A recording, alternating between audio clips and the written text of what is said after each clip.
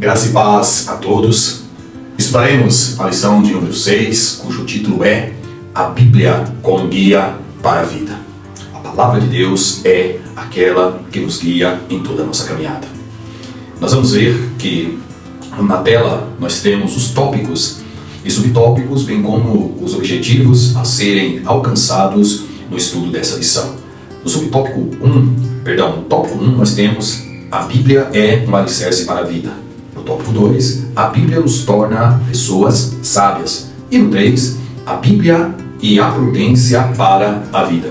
Na sequência, nós temos aí os nossos objetivos, né? Devemos lembrar sempre que os objetivos da nossa lição, eles nos orientam para que nós possamos direcionar bem a nossa aula. Enfatizar que o crente deve alicerçar a sua vida na Bíblia é o primeiro. O segundo, esclarecer que Deus é a fonte da verdadeira sabedoria. No 3, nós temos aí mostrar que o salvo em Cristo deve viver com sabedoria e prudência. Eu peço sempre, no início dos nossos vídeos, a gentileza para que você possa nos ajudar divulgando o nosso canal, inscrevendo-se e dando o seu like. Dessa forma, esses auxílios chegarão a mais pessoas que necessitam de material de apoio para a preparação das suas aulas todos os nossos domingos. Vamos então para a nossa aula. Temos na nossa introdução a ideia de que Cristo nos adverte ao exame das Escrituras, porque nelas estão reveladas as palavras de vida eterna, conforme nos diz João 5,39. Nessa lição de hoje, nós vamos ver que a Escritura é um alicerce constituído de sabedoria e prudência para a vida. Conforme nos diz a lição, abre aspas, a Bíblia, quando obedecida, torna-se um verdadeiro guia para o viver cristão, fecha aspas. No capítulo 1 da Epístola de Tiago, algumas verdades podem ser destacadas em relação ao nosso procedimento com a Palavra de Deus. Em primeiro lugar, o verdadeiro crente, estou dizendo o verdadeiro crente, ele nasce da Palavra de Deus. Conforme Tiago 18, a Palavra de Deus é a divina semente. Quando esta palavra é aplicada em nosso coração pelo Espírito Santo, acontece o que nós conhecemos como o milagre do novo nascimento.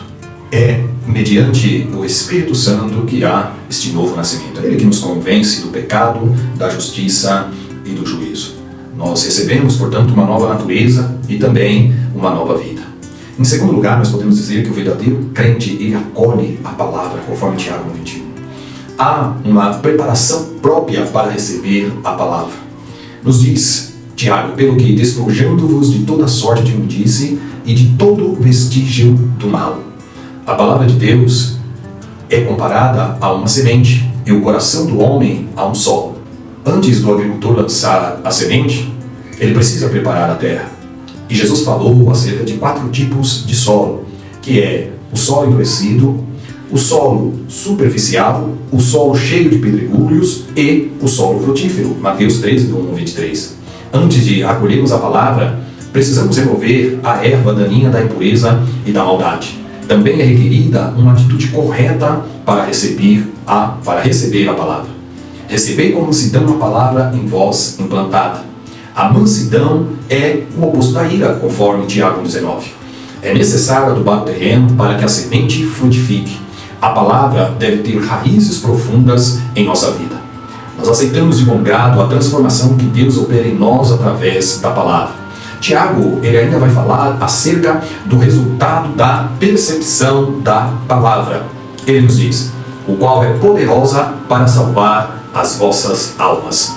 Quando nós nascemos da palavra, ouvimos a palavra, recebemos a palavra e praticamos a palavra, podemos ter garantia da salvação em Cristo Jesus. Em terceiro lugar, o verdadeiro crente pratica a palavra, conforme Tiago 1:22 ao 25.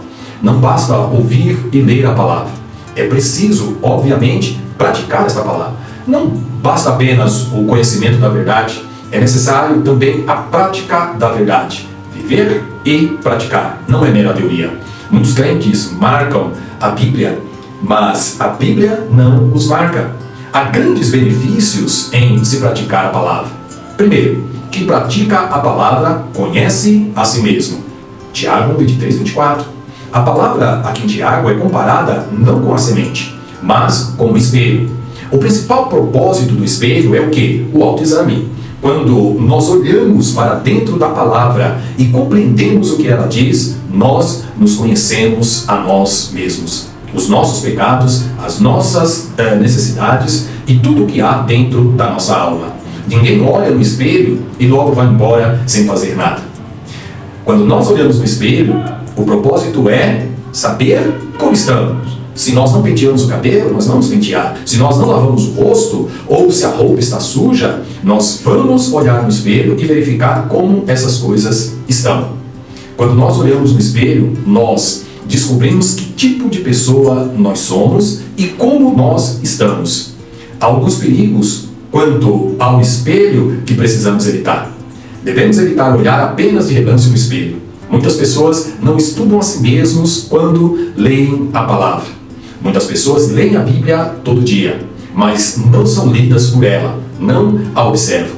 É por isso que a lição nos diz: Tiago confirma, assevera que a palavra de Deus transforma a nossa natureza e nos conduz pela vereda da salvação. Tiago 1:21. Nós iniciamos, depois da nossa introdução, o nosso tópico de número 1, que vai dizer: a Bíblia é um alicerce para a vida. O ponto 1 nos diz: a palavra de Deus é alicerce. É importante nós ressaltarmos que a Bíblia é a única infalível revelação, escrita divinamente inspirada. Quem ouve e coloca em prática a palavra de Deus é comparado a uma pessoa prudente cuja casa é alicerçada sobre a rocha. Você conhece essa parábola, Mateus 7:24? Os verdadeiros seguidores de Jesus não irão apenas ouvir as suas palavras, mas praticá-las, permitindo que a mensagem bíblica faça diferença em sua vida. Nesse sentido, Jesus explicou que o verdadeiro seguidor dele, que pratica as suas palavras, é como a pessoa que constrói a sua casa sobre a rocha. Aquele que constrói a casa sobre a rocha é um discípulo que ouve e obedece, e não um impostor. Praticar a obediência é construir sobre o sólido alicerce das palavras de Jesus, a fim de que nós possamos enfrentar as tempestades da vida. Mesmo em meio à chuva, à inundação, aos ventos, o alicerce que estiver sobre a rocha não será de forma alguma abalado. Em contraste com a pessoa sábia, a pessoa insensata, ela ouve o ensino de Jesus e o ignora. Embora as duas pessoas tenham construído suas casas, e essas casas até pareçam idênticas, somente uma suportará o teste. Somente a pessoa que ouve e pratica a vontade de Deus receberá a recompensa. A casa construída sobre a areia inevitavelmente vai ruir. Quando vierem as tempestades, a pessoa não terá firmeza, a sua vida se despedaçará e o fim dela será uma grande queda.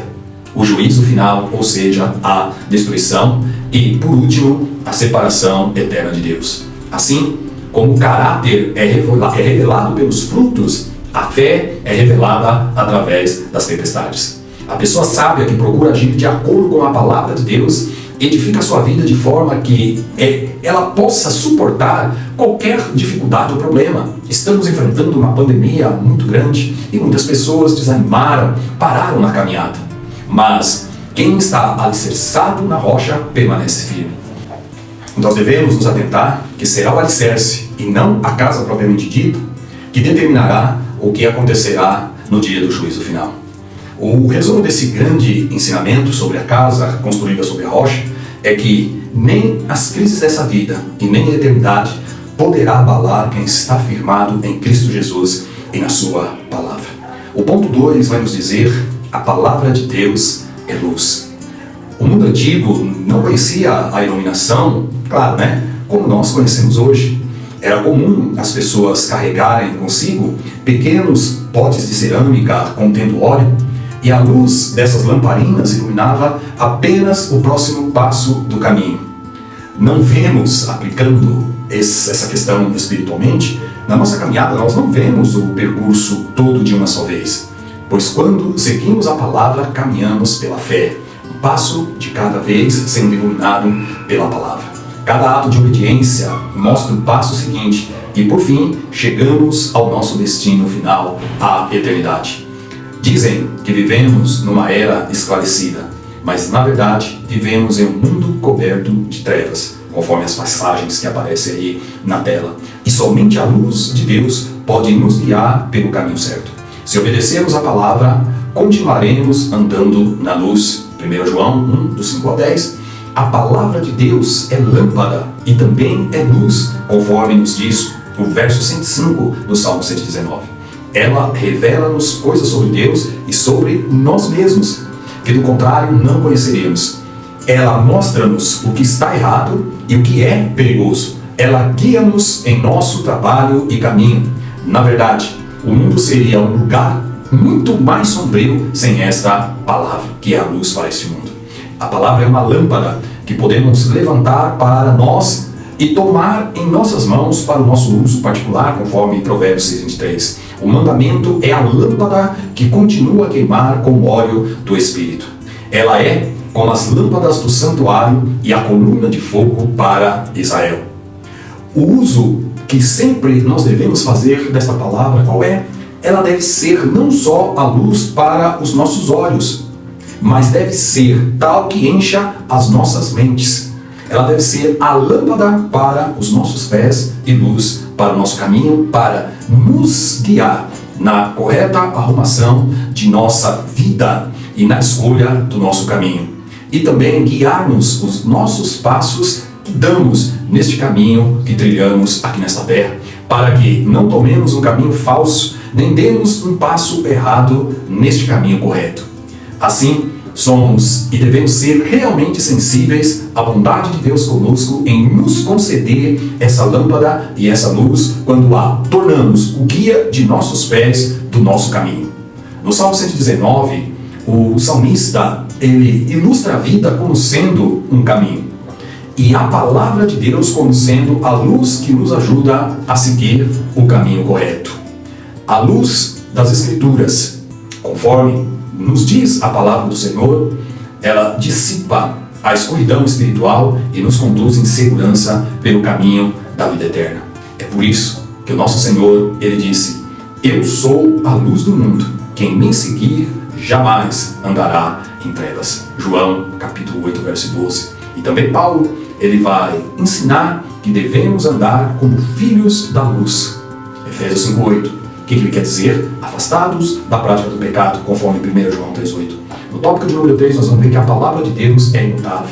Tendo a inspiração divina como fundamento, ratificamos, reforçamos novamente que a palavra de Deus é a nossa autoridade final, tanto de fé bem como de prática. A Bíblia difere de todos os outros livros, porque os seus ensinos são fidedignos e confiáveis. Eles não erram e eles também não falham. João 10:35. Desse modo, o texto bíblico ele permanece inalterado. Marcos 13:31. Por conseguinte, os princípios bíblicos têm aplicação hoje, assim como tiveram antigamente. Isaías 55:11. Os padrões da ética e da moral cristã não sofrem e não podem sofrer mudanças. 1 Pedro 1:20. Portanto, os valores cristãos são permanentes, pois a fonte da autoridade é permanente. Mateus 5:18. Assim sendo, o comportamento e o caráter do cristão se alicerçam e deve se alicerçar nas doutrinas bíblicas. Efésios 2:20. Deus não muda, conforme nos diz Malaquias 3:6. Ele é fiel ao seu conceito estabelecido e, por isso, a sua palavra é imutável. O apóstolo Tiago, ele escreve que em Deus não há mudança e nem sombra de variação. Tiago 1:17. Nós temos aqui as palavras de Jesus, suas profecias e os seus ensinamentos. Encontramos no Evangelho. Essas palavras são certas como a lei e não podem falhar, mesmo que passem o céu e a terra. Nessa afirmativa, nós temos uma espécie de primeira declaração do cânon, pois quando as palavras de Jesus foram registradas, imediatamente assumiram posição canônica, em nada ficando a perder para as Escrituras do Antigo Testamento. Não nos admira que os Evangelhos, juntamente com as 10 epístolas paulinas, tenham formado o cânon original do Novo Testamento e que, muito antes de qualquer formalização do cânon, as palavras de Jesus fossem consideradas autoritárias, ou seja, tinham e têm a autoridade divina. Nós vemos que nos textos bíblicos nos diz que o céu e a terra são as coisas mais perduráveis, mais constantes que temos, mas elas são transitórias em comparação com as palavras de Cristo. Ele é plenamente confiável. Sua palavra é absolutamente constante e imutável. Deus não mente e nem pode mentir. Portanto, os princípios bíblicos e as doutrinas revelados nas Escrituras têm aplicação hoje, assim como tiveram no passado. Podemos resumir que os padrões da ética e da moral cristã não podem sofrer mudanças. Os valores cristãos são permanentes, pois a fonte de autoridade é permanente. Assim, nós chegamos à sinopse, o resumo do nosso tópico de número 1, que diz: a vida do crente está alicerçada na imutável palavra de Deus, a luz para o nosso caminho. Encerramos aqui o tópico de número 1 e aguardo você para assistir o vídeo do tópico de número 2, que tem o título: A Bíblia nos torna pessoas sábias. Aguardo você lá, hein?